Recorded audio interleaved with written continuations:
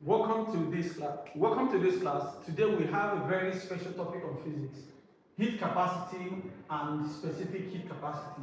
Then after that, we're going to talk about latent heat and specific latent heat. And then in terms of specific latent heat, we're going to talk about latent heat of fusion and latent heat of vaporization, or latent heat of specific latent heat of fusion and specific latent heat of vaporization. But our aim here is going to be on definition of those things. Then we'll talk about the method of determining the specific heat capacity of a body, and then we'll look at problem solving. Please don't forget to hit the subscribe button, like this video, and share. Let's get started. With the first one, we're going to talk about the definition of heat capacity. Before we talk about heat capacity, I want us to notice that this is a value used for representing quantity of heat, and it is given as mc change in theta. So whereby we say that m is the mass of the body or mass of the object, then c is called the specific heat capacity. Please permit me to use that acronym. Whereby we say that this symbol is theta, which is representing change in temperature or temperature rise. Change in temperature. Alright, so these are the basic terms. Everything we're going to be doing on this heat capacity will be revolving only on this formula. Now let's go to the definition of this body. Remember before we go that the quantity of a heat, a body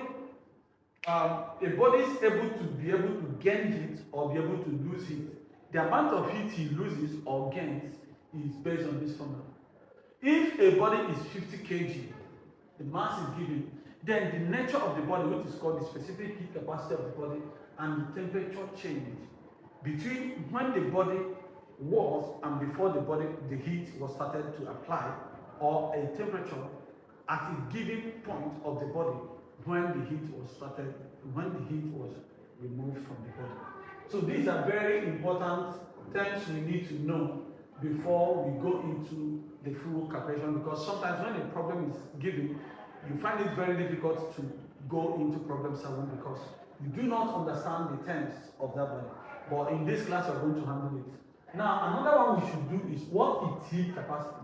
Heat capacity is the quantity of heat supplied to the body which raises the temperature of the body by 1 Kelvin or by 1 degree Celsius. So the quantity of heat supplied to the body that makes the body's temperature to increase by 1. For example, if this is a body, let's say the body is 50 kg, for example, and at a given temperature of, let's say, 50 degrees Celsius, okay? Then I now start applying heat on this body. Let's say this is heat applied on the body. Immediately the body's temperature is able to raise to, let's say, it's still 50 kg, of course, then now 51 degrees Celsius, right? 51 degrees Celsius. You say that quantity of heat that made the temperature of the body to be raised by 1 Kelvin or 1 degree Celsius, that quantity of heat that caused the change in temperature by 1 is called heat capacity. Alright, so that is what is heat capacity. Another one is this: we are going to talk about what is the specific heat capacity. Now look at the formula for this. We said that, remember, this formula is not the formula for heat capacity, rather it is the formula for quantity of heat. Look at what I mean. But when we talk about heat capacity, I'll write it. H sub C is given as mc. This is the formula for heat capacity. This is heat capacity. This is the formula for heat capacity. And what is m? The mass of the body. What is c? Specific heat capacity. Now we can also say that specific heat capacity is given as this heat capacity divided by mass of the body. We can also get the heat capacity from here. We are also going to say that heat capacity is given as quantity of heat divided by mass of the body times change in the temperature. But I also want you to know that the quantity of heat of a body is heat capacity of the body times change in temperature. Are you getting what I'm saying? So this is quantity of heat is given as heat capacity times change in temperature. We can also say that heat capacity is mass of the body times specific heat capacity, where specific heat capacity is heat capacity divided by the mass, or specific capacity can be quantity of heat all over mass times change in temperature. So, and that leads us to the next definition, which is called specific heat capacity. Specific heat capacity is the quantity of heat required to raise the temperature of a unit mass of the body. Or let's say the quantity of heat is required to raise the temperature of a unit mass of 1 kg of that body by 1 degree Celsius or 1 kg. So that means, look at this. Before we even go into that, we talk about what is specific heat. We are talking about the heat lost or gained by 1 kg of the body. The heat gained or lost by 1 kg of the body. When we talk about specific heat capacity, it is the quantity of heat required to raise the temperature of 1 unit mass or 1 kg of that body by 1 degree Celsius. Alright, so in that case, I have defined this and this. Now, on the other hand, there are methods of determining the specific heat capacity of a body. There are methods you can use to determine the specific heat capacity of a body. Those methods include, let's say, method of determining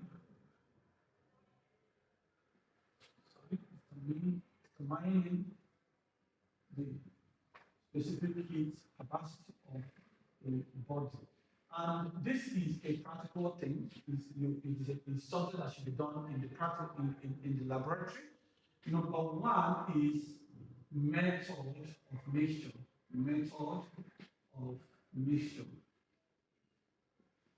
This is method of mixture whereby I'm going to be posting a kind of temperature. I'm going to be posting a kind of video for you to be watching. If you're watching this video right now, you realize that in this video, a mass was taken, the temperature of the mass was measured, and that particular object, we carried it and put it inside the water. And what happened? The temperature of the water will do what? Will rise. So what happened? I have carried a given body which has a higher temperature and put it inside a body or substance with lower temperature. And what happened? A point will come when the temperature of the hotter body and the cooler body will mix to a common temperature. So with that, a calculation can be taken in order to be able to find the specific capacity of the body by mixture method. Number two is by method of mixture, and number two can be electrical method. Electrical method. And in electrical method is also very simple, that an electrical source like mesh wire or a heater was slotted directly inside water. And what happened? Heat energy from the electricity, heat is converted from electricity to the metal, which was used to heat the water to a given temperature. And in that case, calculation can be done. And also, when we talk about this method of mixture, let me throw more light here. Method of mixture, we have determination of specific heat capacity of a solid by method of mixture. We also have determination of specific capacity of a body of a liquid by method of mixture. So we are going to do calculation that shows these two approaches. The next thing we are going to do now is to solve some calculations and look at the first question here. We are going to solve. So let's look at the solution to this question. A piece of copper of mass 0.1 kg is heated to 90 degrees Celsius and then transferred to a well-lagged calorimeter, a well-lagged can of mass 0.05 kg containing 0.2 kg of water at 10 degrees Celsius. Calculate the final steady temperature of the mixture. Specific capacity of water is 4,200 and that of specific capacity of copper is 400 joule per kilogram per Kelvin. Now remember, we are talking about method of determining the specific capacity of a body, number one, by method of mixture. So let's go to this question.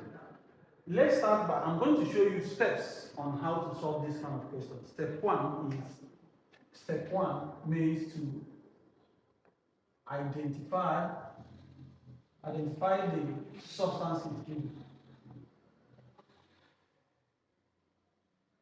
So what are the substances given? Number one, a piece of copper. So they gave us copper and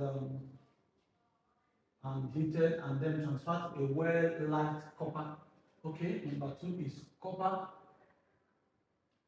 can or copper calorimeter. Mass of this containing 0.2 of water.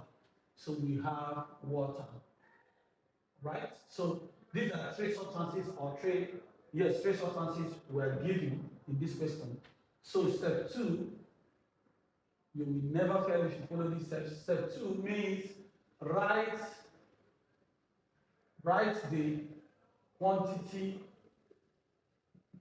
of heat equation for each of the substances. All right, that means the formula for quantity of heat of copper, the formula for quantity of heat of copper calorimeter, the formula for quantity of heat of water. Now let's go. So I'm going to say quantity of copper, I'm going to call this copper, is equal to mass of copper, specific heat capacity of copper, and change in temperature of copper. That is the first one, the quantity of heat for this one. Let's go to can.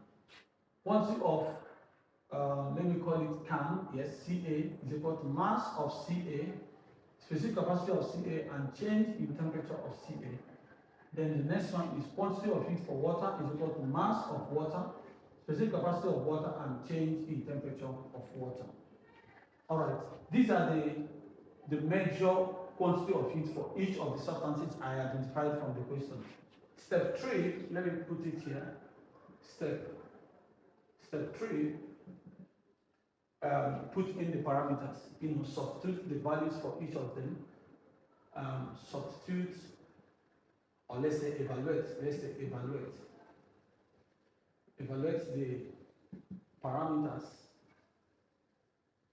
All right, let's go to the evaluation. So what I'm going to do is, for the quantity of copper, I'm going to have a piece of mass of copper is, so the first one is mass, which is going to be 0.1 times, remember, is heated to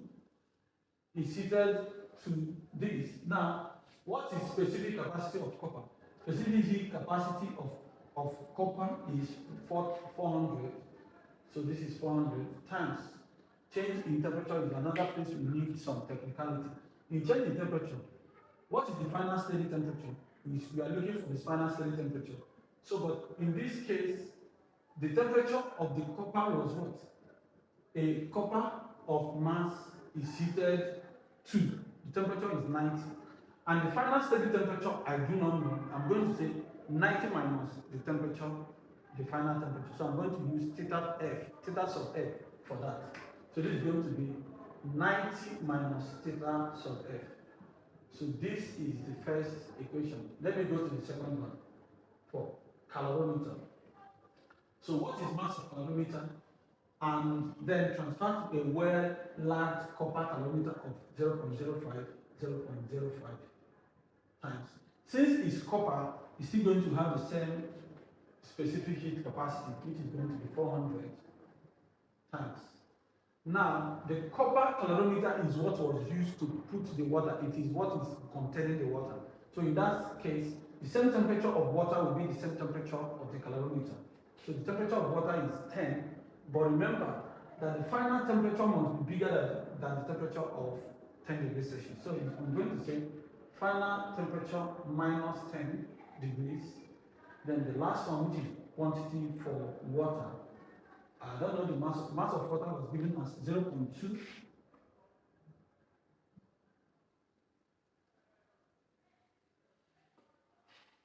Okay, times the specific capacity of water, which is 4200. So this is going to be 4200 times the temperature change of water and calorimeter must be the same because they are together. There is no way you carry water on your hand, it must be in a container. So this is going to be. All right, now I have done with step 3. What is my step 4? Step 4 is going to be application of energy principle. Energy principle, applying energy principle, energy conservation principle. Energy conservation principle, which says that energy can neither be created nor destroyed or transformed from one form to the other. Or simply put, heat gain must be equal to heat lost. Heat gain must be equal to heat lost. Now, if you look at this question, which one is gaining heat? Water and calorimeter are gaining heat, while the copper is giving out heat. So I'm going to write the equation by saying copper calorimeter is going to be mCCC, change in temperature for C is equal to. These two are together, so they will have the same, because they are the two of them gaining the heat, because this 0.1 kg was put inside the water, so they will gain heat. I'm also going to press this video for you to see what's going on. You see now, when they carry that mass and put it inside water, together with the calorimeter or the can, you see what happens, the temperature goes up. So it's going to be mCA, CCA, change the temperature of CA, plus M sub W, C sub W, and change in temperature W. So in this case, I'm going to have this, and this is going to be, remember, 0.1 times 400 is something I'm saying 1/10 times 400, which is 40. So this is going to be 40 times 90 minus theta, 90 minus theta F, theta sub F, and this is going to be equal to, this is going to be 5/100 times 400. This answer is 8. So this is going to be 8 times. Yeah, I've done this. This time this, of course, that's what I did. This time this, then which is going to be theta minus 10, theta sub F minus 10, plus this is going to be 2/100 times 2/10, sorry, times 4200. This will cancel this. So this is going to be 0.48 theta sub F minus 10. Right, so I'm going to solve this. Remember, this plus this. Okay, I'm going to say that, please let me complete it, the solution here. I'm going to have that, this is going to be 40, 90 minus theta sub F is equal to 8 plus this. This is going to be 848. This is going to be 848 bracket theta sub F minus 10. So this is what I have at this point. So I have to make theta the subject for, maybe let's cancel out, let's open the bracket and collect items. All right, let me do it fast. I will have 40 times 90. This times it is 00. 45, 4, 5, 0, 0. Plus 36. So okay, that's 6. 9 times 3 is that 6. So it's going to be 3600 minus 40 theta sub F, which is equal to 848 times theta sub F is going to be 848 theta sub F minus this times 10 is going to be 8480. So I'm going to collect items. This is going here, this is continuous. So this is 3600 plus 4. What am I saying? 8480 is equal to 848 theta sub F plus 40 theta sub F right? So I'm going to have 8480 plus 3600, which is 12080. This is equal to, this is going to be, this is going to be 85. This is 0. This is, sorry. This is going to be 8. Okay, no, 88. This is going to be 880.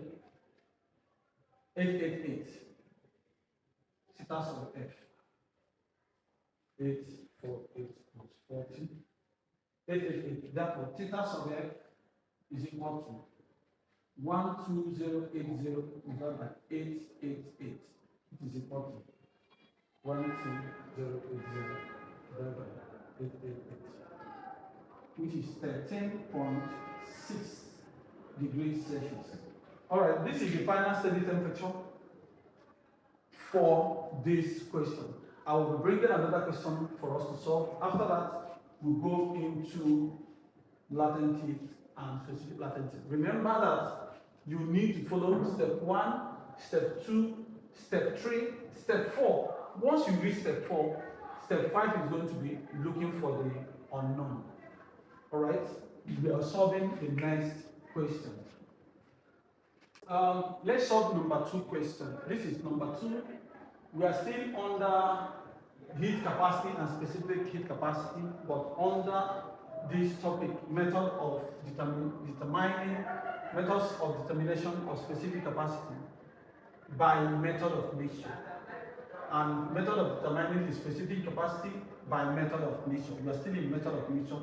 We have not done electrical method.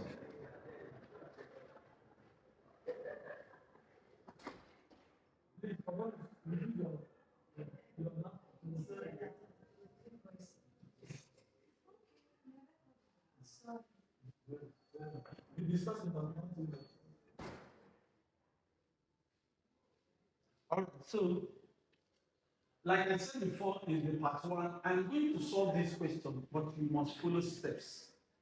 The first step is identifying the substances that we are giving to you in this question.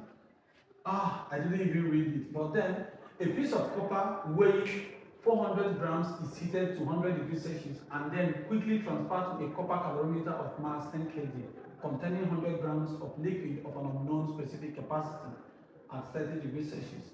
If the final steady temperature or if the final temperature of the mixture is 50 degrees Celsius, calculate the specific capacity of the mixture and take specific heat capacity of the copper to be 390 joules per kilogram per Kelvin. All right, like I said before, all we need to do is to first identify the substances that were given in the question. And if you look at this question very well, number 1 was a piece of copper. The piece of copper was there. Then an unknown, a liquid. So there is liquid, an unknown liquid or specific capacity, and then copper calorimeter. So there are 3 substances given in this question. Now that I have identified the 3 substances, what I'm going to do is to write the quantity of heat of each of these substances. For example, now I'm going to look at the copper. So quantity for copper, I'm using C for copper. I'm going to call it mass of the copper, specific capacity of the copper, and change in temperature of the copper. This is the first one. Then after I write the formula for quantity of heat, I am going to model it by placing whatever these things are. But remember what we are looking for. We are asked to find the specific heat capacity of the liquid. So now mass of the copper is what is given as 400. I'm going to say that quantity of heat of copper is going to be 400. I'm going to divide it by 1000 because I want to convert it to kilogram, because this unit is given to be in kilogram. So I'll divide it by this, multiply by specific heat capacity of copper is given as 390. So this is 390 times change in temperature. Change in temperature means that the temperature of this copper was 100 degrees Celsius. But what is this final steady temperature? The final steady temperature was what?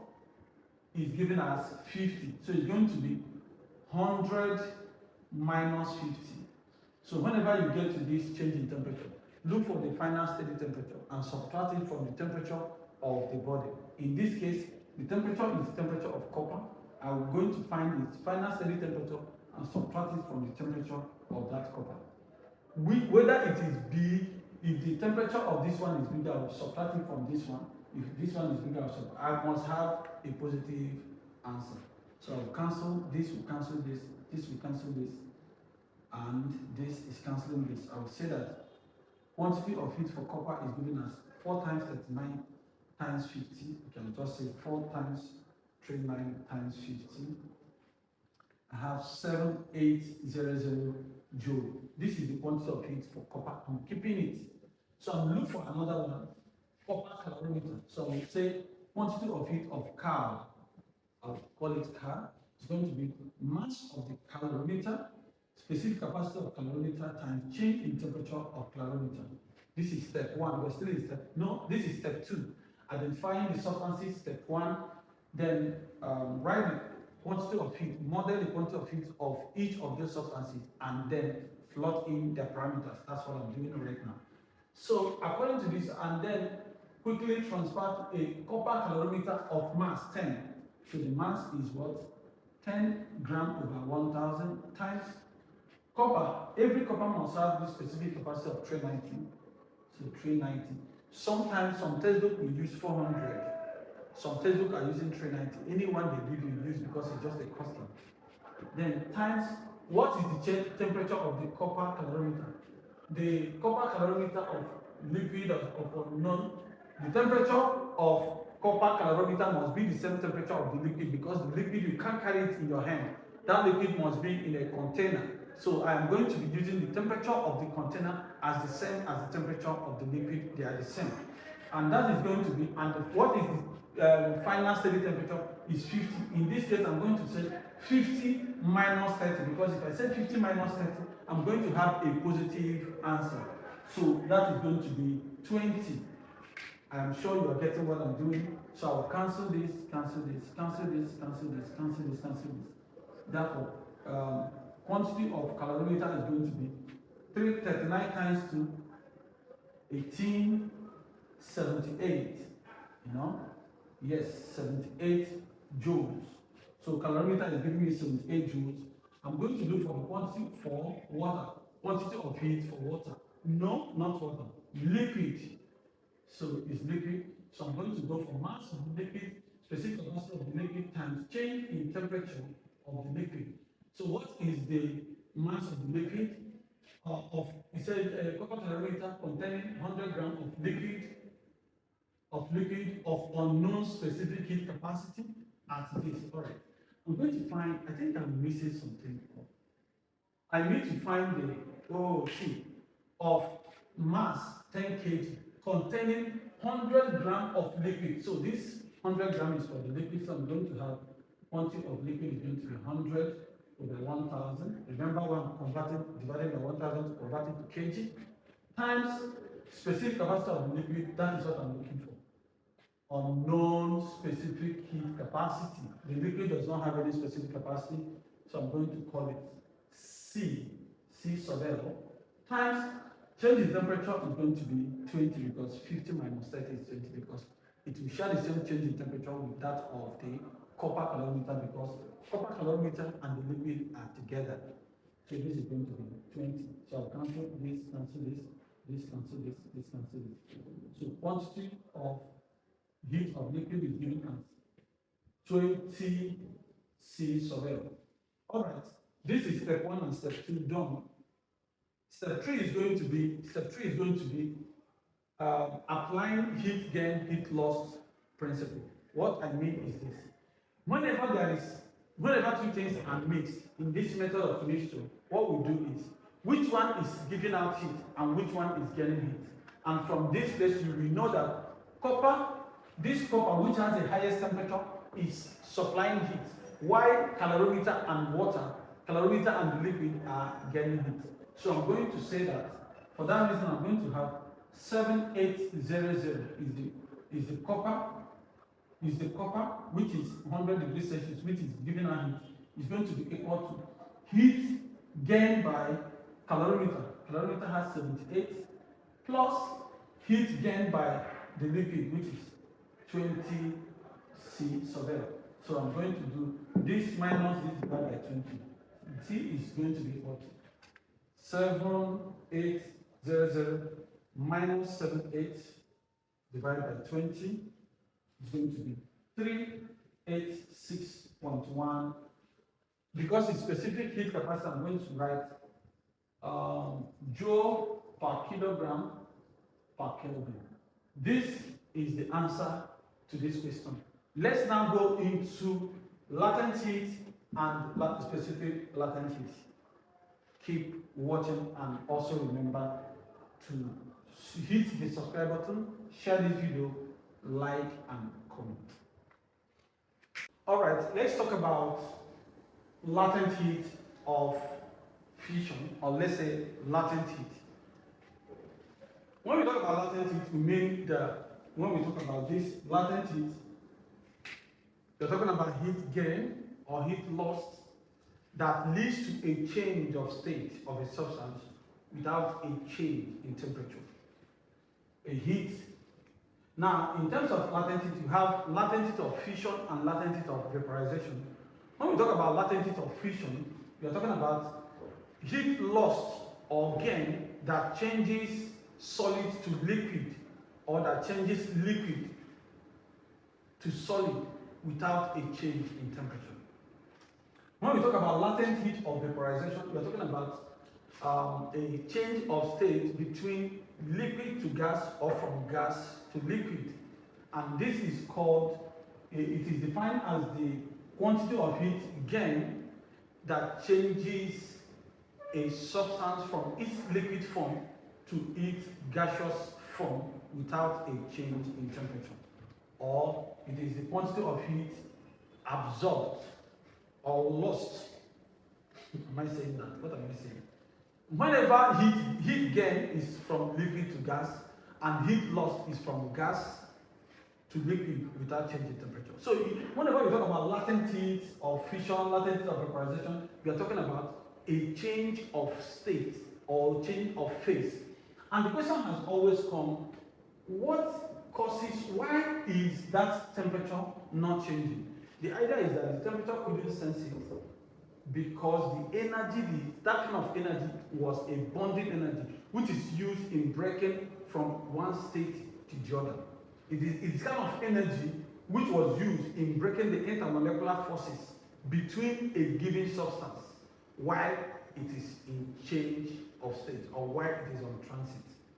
Alright, we're going to now talk about latent heat, specific latent heat. Specific latent heat is targeting 1 unit mass of that substance. So specific latent heat is the quantity of heat required to change a unit mass of a substance from one state to the other without changing temperature. That is just what it is. Finally, so I'm going to write a formula for that.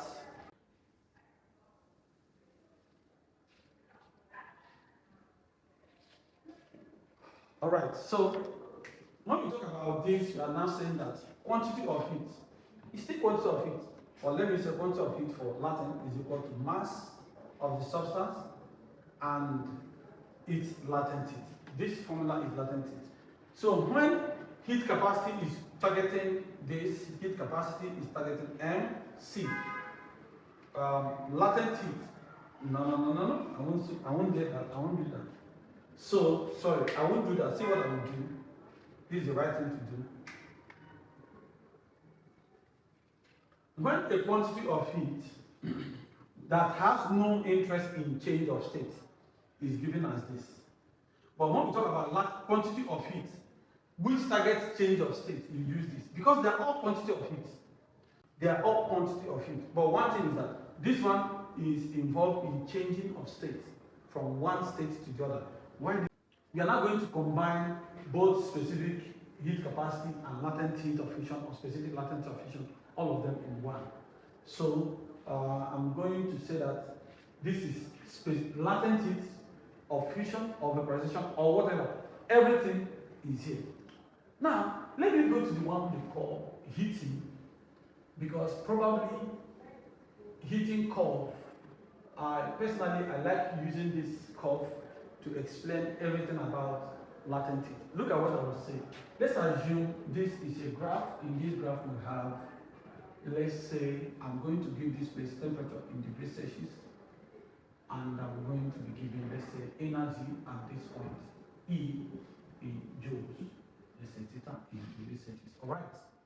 So let's assume that this place is minus 10 degrees Celsius. Do you know what will happen here in terms of heating? Let's say heat energy, joule, that is heat energy, was given at this point. Do you know what will happen? The temperature will rise from minus 10 to 0, because this is origin 0, from here to here. The temperature will rise from minus 10 to 0 degrees Celsius. Remember that 0 is bigger than minus 10. So in terms of heating, this is what happens. Now, see what makes it interesting is when it gets to this point, which is 0 degrees Celsius, because at this point is 0 degrees Celsius. So I'm going to call this place point A, and this is point B. When it gets to point B, it was supposed to keep going up, but it didn't, because of the hidden heat, because there is a change of phase.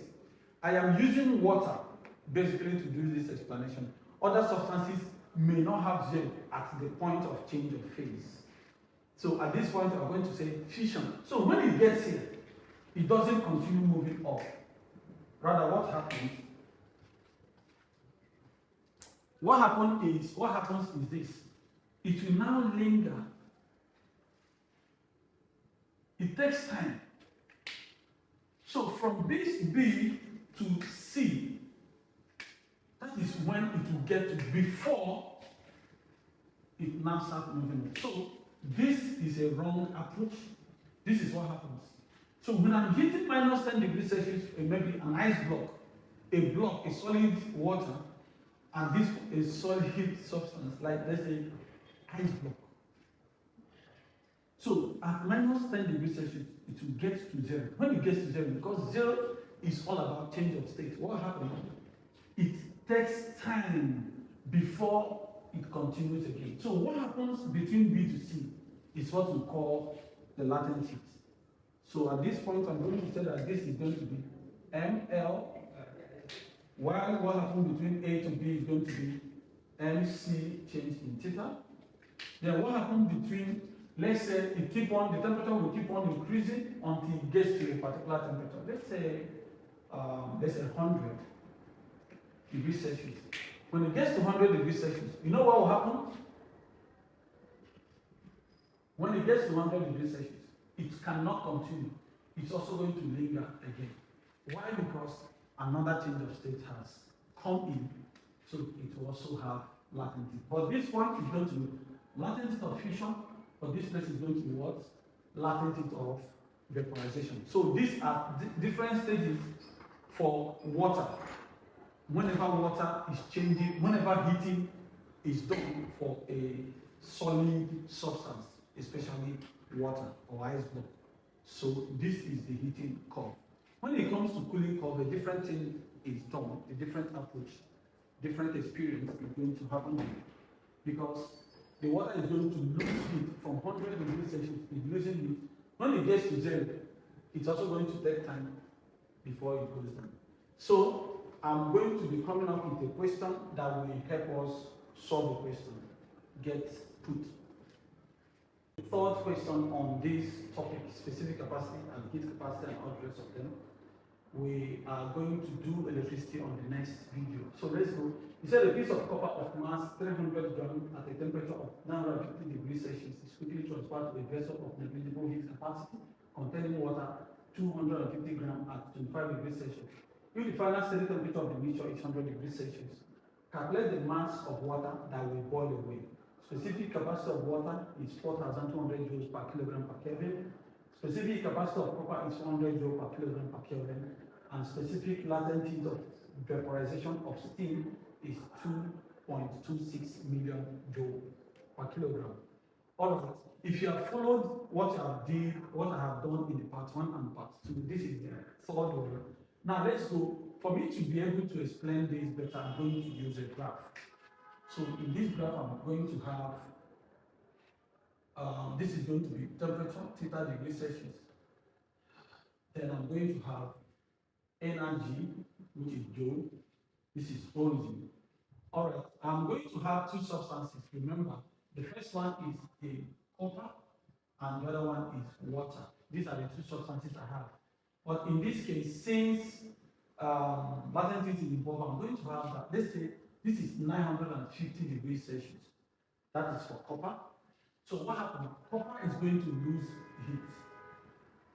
When copper loses heat to a certain level, let's say water is starting at 25 degrees Celsius because water is 25 degrees Celsius. What will happen? When you carry 950 degrees Celsius substance of copper and put it inside water, what will happen? The temperature of the water will increase, and it will increase to what? 100. It will increase to, let's say, 100, which is 100 degrees Celsius. When the water gets to 100 degrees Celsius, what will happen? Because at 100 degrees Celsius, there will be a change of state. Then the water will start boiling. So some of them will be boiling away. Some of the vapor will start going up, and for that reason, that is what we're looking for. The mass of water that will boil away. So in that case, there will be latent heat of vaporization at this point. So I'm starting with A to B, and from B to C. And from this B to C, that is where that boiling away will take place. But then from this place, A, B, C, D. So this is what happened. But in this case, what are you going to know? Remember that heat gain must be equal to heat loss. So what is the heat gain? Which one is gaining heat and which one is losing heat? Copper is going to be losing heat. I'm going to say heat supplied by copper is equal to heat gained by water. Remember that we do not have a container in this case because they say negligible, it says quickly transfer to a vessel of negligible heat capacity. So the heat there is what? Negligible. So I'm going to have mass of copper times specific capacity of copper times change in temperature of copper must be equal to the mass of water, specific capacity of water, change in temperature of water, plus the latent heat, which is this one. From A to B is this one. This, for everything I wrote here, is AB. So from B to C is going to be mass and latent heat of vaporization, which is going to be from B, yes, AC is this, then this is going to be BC. Why this is going to be CD? This is what happened. So this one supplies heat, water gains heat and got to 100 and start boiling away from B to C. That is the concept I want us to use to solve this. So let us go back and start sorting in the values, right?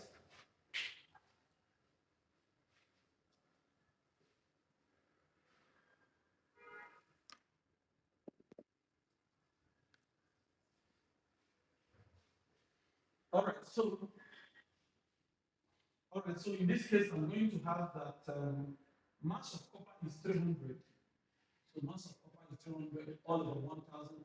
I have to divide by 1,000 to convert it from grams to kilograms, multiplied by specific heat capacity of copper.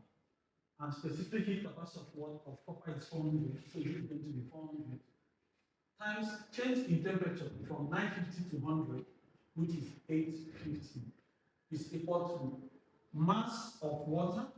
Mass of water is 250 grams, containing water 250 grams.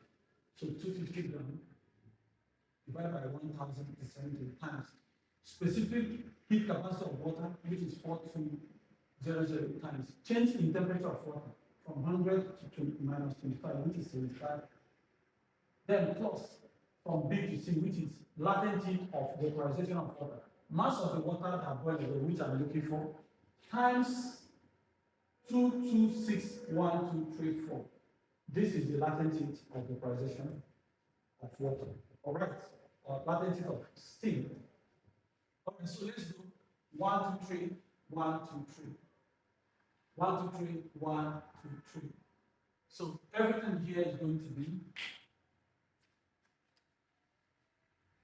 so 30 times 4 times 850. 30 times 4 times 850 is going to be 30 times 4 times 850, 102,000, which is equal to 25 times 42, 25 times 42 times 75, which is 78750 plus 226,000. And all right, when we simplify this, 111, okay, so I'm going to say 102, 102, 123 minus 78750 is equal to 226,123,4 n. So this is going to be n is going to be equal to 102, 123 minus 78750 divided by 226,123,4, which is going to be 0.0103 kg, which is something as 10.3 grams. All right, so this is going to be the mass of the water that boiled away when we apply this. I am going to be solving more of the heat, but this time we're going to concentrate more on electrical method for method of determining the specific heat capacity of a substance. Don't forget to hit the subscribe button. Support this channel any way you can for better production. Have a nice day.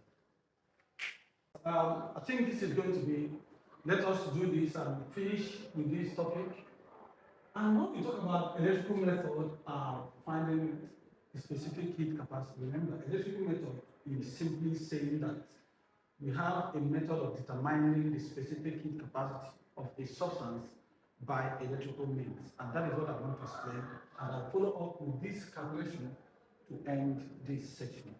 Please don't forget to hit the subscribe button, like this video, and share it.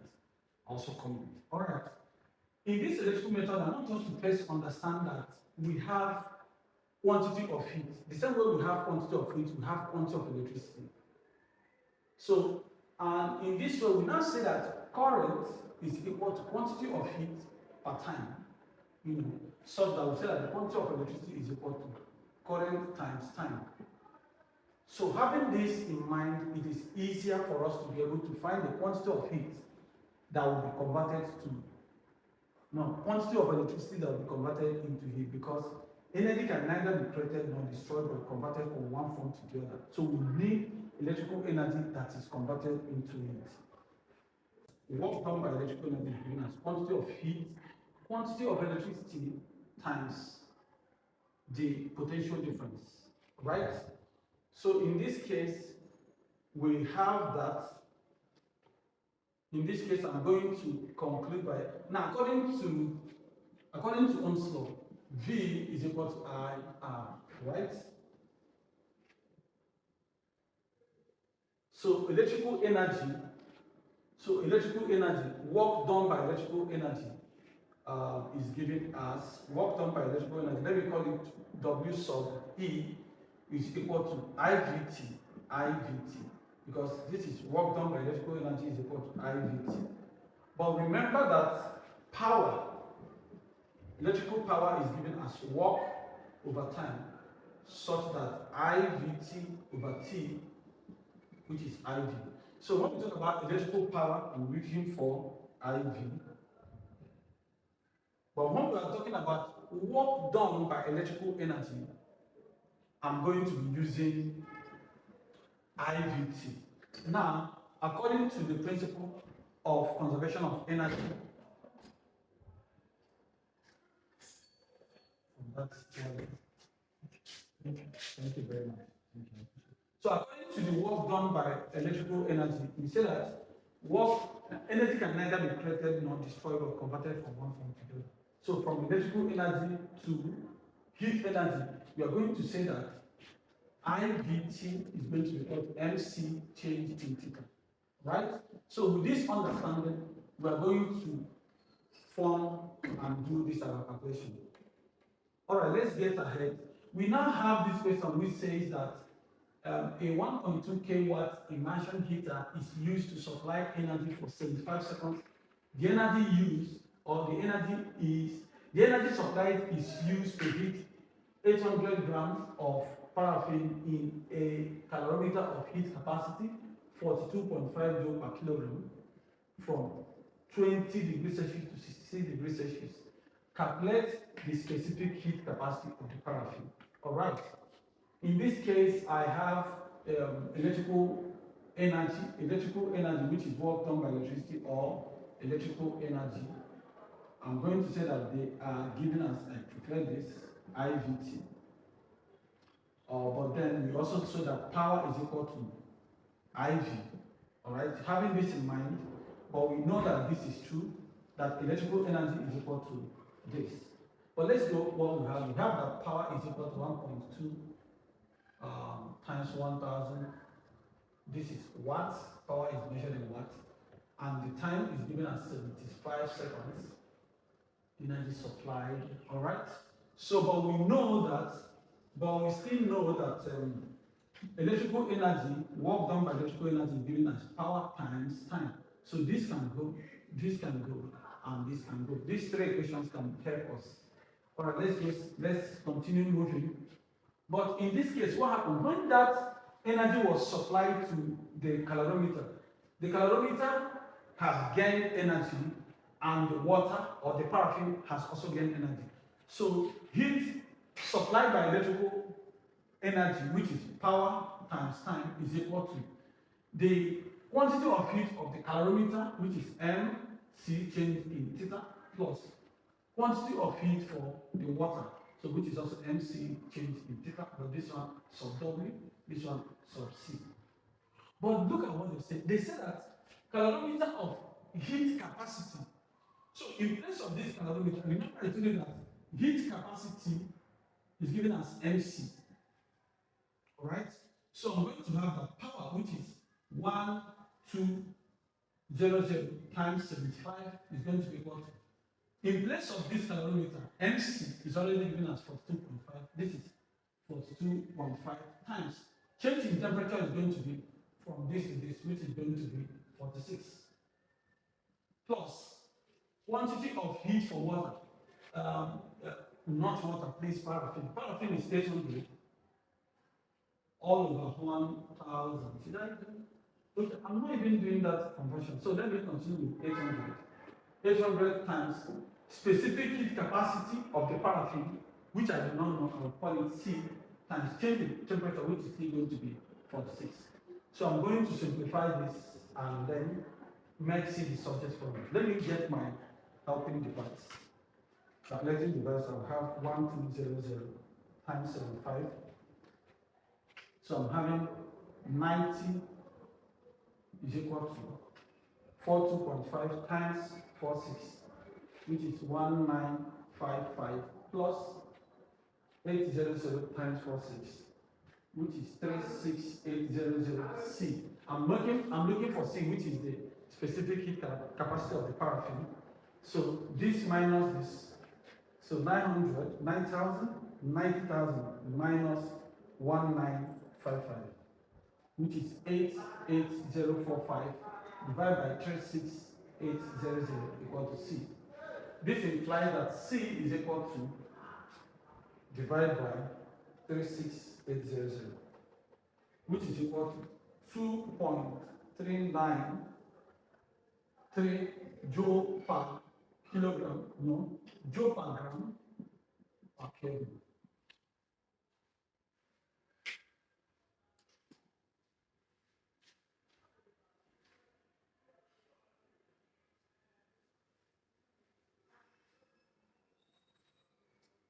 All right, so this is where we draw the curtain for today, for this edition. Please support this channel anyhow you can, and share this video, comment, and like. Have a nice day.